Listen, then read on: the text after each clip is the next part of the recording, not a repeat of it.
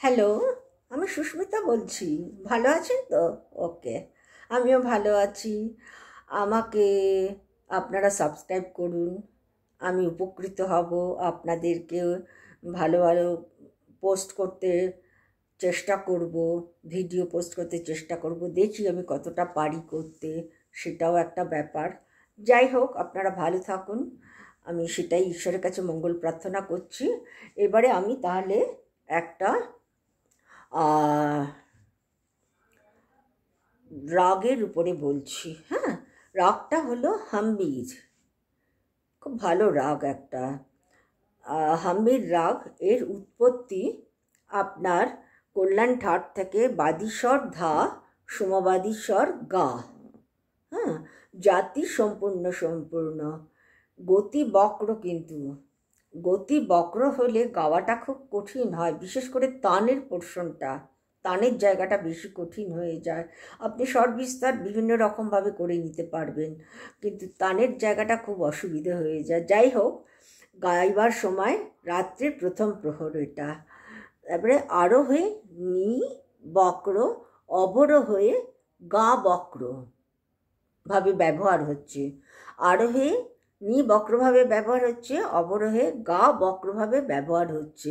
কিন্তু এখানে বলছে জলত্তানে, অর্থাৎ আমরা যেগুলি সপাট তান বলি, মানে সিধে যাওয়া সিধে ফেরা, যেটা জলত্তানেতে বলছে যে সুবিধের জন্য, তান করার সুবিধের জন্য আরোহে নিকে কম লাগানো হয়, আরোহতে নিকে কম লাগানো হয়। আর অবরোহেতে অনেক সময় গা বক্র করা হয় না।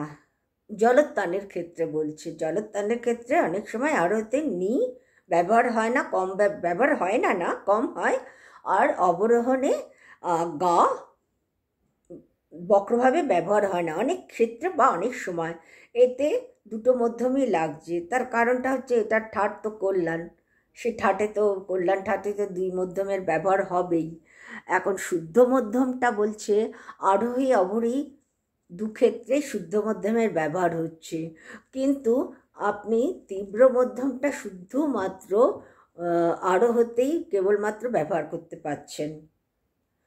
হ্যাঁ, শুদ্ধ মধ্যমটা আরোহী অবরোহী দুই ক্ষেত্রে ব্যবহার করতে পারছেন, কিন্তু তীব্র মধ্যমটা শুধু আরোহীতে ব্যবহার করতে পারছেন। এইদিকে কোমল স্বর হিসেবে, এইদিকে বিবাদী স্বর হিসেবে কোমল নিকে অবরোহেতে কিভাবে ব্যবহার হচ্ছে, অবরোহেতে কোমল নিকে বিবাদী স্বর হিসেবে কিভাবে ব্যবহার করছি সেটাই বলছি। ধা কোমল নি পা, কোমল নিকে বিবাদী স্বর হিসেবে ব্যবহার হচ্ছে। অবরোহেতে কি করে করছে, ধা কোমল নি পা, এইভাবে মাঝে মাঝে গাওয়া হয়। গাইলে কি হচ্ছে, রাগের রূপটা অনেকটা পরিষ্কার হয়ে যাচ্ছে। হ্যাঁ, আর এটা পূর্বাঙ্গ প্রধান রাগ বলছে। সবচেয়ে এখানে মজার একটা ব্যাপার, এটা পূর্বাঙ্গ প্রধান রাগ বলছে শাস্ত্রীয় মতে, পূর্বাঙ্গ প্রধান রাগ। কিন্তু এর বাদী কি, ধা, ধা যদি বাদী হয় তাহলে আমি কি করে এটাকে পূর্বাঙ্গ প্রধান রাগ বলবো? সেক্ষেত্রে এখানে একটা ব্যতিক্রম রয়েছে। বলছে উত্তরাঙ্গ প্রধান হওয়া উচিত ছিল, এই রাগটা উত্তরাঙ্গ প্রধান হওয়া উচিত, কিন্তু এটা শাস্ত্রীয় মতে পূর্বাঙ্গ প্রধান রাগ। কেন? এইবারে আমি বলছি, এদের মানে মানুষের যে, আমাদের যে বিচার বা আমাদের যে যুক্তি, সেটাই আমরাও বলছি, এখানেও ওরা প্রমাণ করেছে। একের সময় দেখায়, একের সময় তারা দেখায় না, সেটা আমরা নিজেরাই অ্যানালাইসিস করি। উত্তরাঙ্গ প্রধান রাগ হওয়া উচিত ছিল যেহেতু বাদিস্বর ধা, কিন্তু এখানে ব্যতিক্রম দেখাচ্ছে, এটা পূর্বাঙ্গ প্রধান রাগ। এখন পূর্বাঙ্গ প্রধান রাগের বাদিস্বর কি হওয়া উচিত ছিল, পা হওয়া উচিত ছিল, কিন্তু এখানে তো পা না, এখানে তো ধা। কেন ধাটা কেন হয়েছে?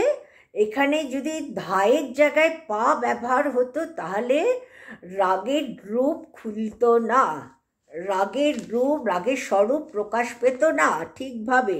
সেই জন্য এখানে ধাটাকেই বাদী স্বর হিসেবে ব্যবহার হয়েছে এবং পূর্বাঙ্গ প্রধান রাগ হিসেবে মানে গণ্য করা হয়েছে। কিন্তু কিন্তু আমি বলছি যে পঞ্চমটা কিন্তু ভীষণ ঘোরতরভাবে ন্যাস্বর হিসেবে এখানে ব্যবহার হচ্ছে। তাহলে এর মানে মানে আপনার ব্যবহারটা যথেষ্ট হয়ে যাচ্ছে তো পঞ্চমের ব্যবহারটা, তাই না? পঞ্চমের বাদী স্বর তো এমনিতেই আমাদের ব্যবহার সবচেয়ে বেশি হয় রাগের মধ্যে। সেক্ষেত্রে বলছে যে পঞ্চম বাদীস্বর না হলেও বাদীস্বরকে ন্যাস্বর হিসেবে তো ব্যবহার হচ্ছে। ন্যাস্বরে তো যথেষ্ট ব্যবহার হয়ে থাকে, তান স্বর বিস্তারেতে আমরা ওখানে দাঁড়াচ্ছি। যাই হোক, এইবারে এই রাগটা একটু গম্ভীর প্রকৃতির রাগ, হ্যাঁ। আর এই রাগের ধায়ের প্রয়োগটা খুব বৈচিত্র্যদায়ক, বৈচিত্র্যপূর্ণ ধায়ের ব্যবহারটা, যাতে ধায়ের ব্যবহারটা বৈচিত্র্যপূর্ণ হওয়ার ফলেতেই রাগের রূপটা খুব সুন্দর করে পরিস্ফুট করা যায়। হ্যাঁ, অধিকাংশ ক্ষেত্রে নিকে স্পর্শ করে ধা ব্যবহার হয়। তাহলে আমি বলছি যে এইটা আপনার ধাটা খুব গুরুত্বপূর্ণ এবং বৈচিত্র্যদায়ক একটা স্বর হিসেবে এখানে ব্যবহার করা হয় এই রাগেতে। অর্থাৎ কোন রাগেতে? এই রাগেতে, মানে হামিতে।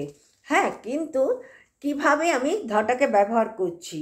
নিকে স্পর্শ করে আমি ধায়ে আসছি, ধাটাকে বড় করছি, স্পর্শ করছি নিকে। নিকে স্পর্শ করে ধায়ের ব্যবহারটা যদি করা হয় সেটা স্পর্শকাতর হয় খুব। হ্যাঁ, মানে খুব সুন্দর শুনতে লাগে টাচিংটা।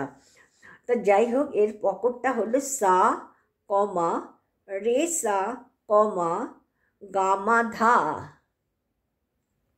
এইটুকুনি পকর, খুব ছোট্ট পকরটা। এবারে আরোহণটা কি বা আরোহীটা কি? সা রে সা কমা গা মা ধা কমা নিধা কমা সা।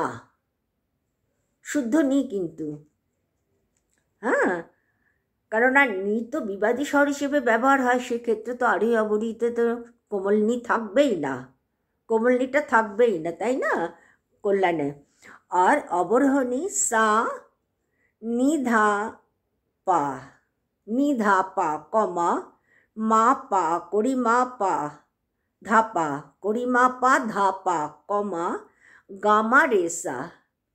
এখানে গামা রেসা বক্র হচ্ছে, মা গা রেসা হচ্ছে না, গা রেসা হচ্ছে না, গামা রেসা।